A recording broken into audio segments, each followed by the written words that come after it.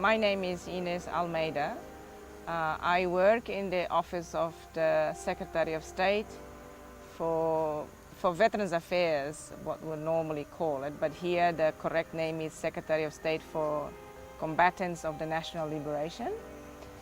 My main job is to connect with the Australian veterans together with the Timorese veterans, and also look at some of the issues, the policies that we need to do in terms of programs for the veterans here in East Timor. What kind of assistance do the Timorese veterans get from the government?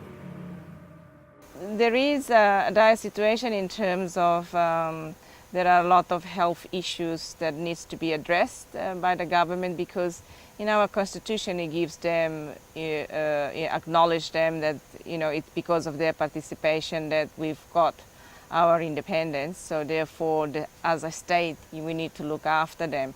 So health issue is one of the issues that is really contentious as well, and also looking at the pensions as well. And mainly now, the veterans have expressed that they want to contribute to the development of the nation. So because they're still able to do something, rather than just sitting down to get their pension, which they feel bad about it.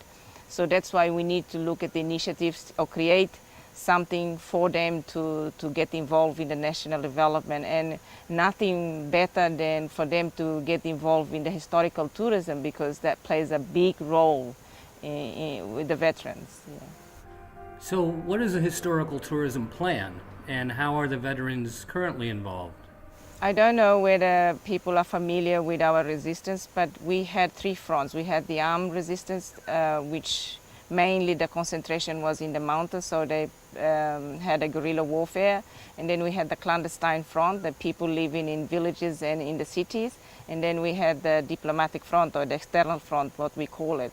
So by saying that in their participation of historical tourism, there is a lot of sites throughout East Timor that the commanders or the soldiers were based, and we want to use that area for people to come and see.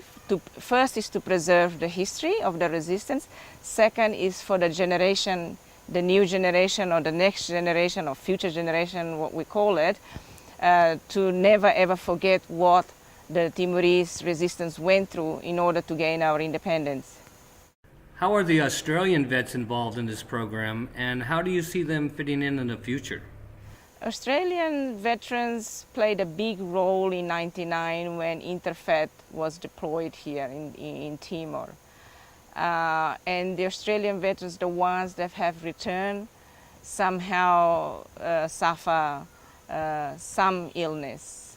So it started with a program it's called Timor Awakening Program, where it was the initiative of Major Mick Stone, and through the Veterans Care Association as well as the RSL Queensland.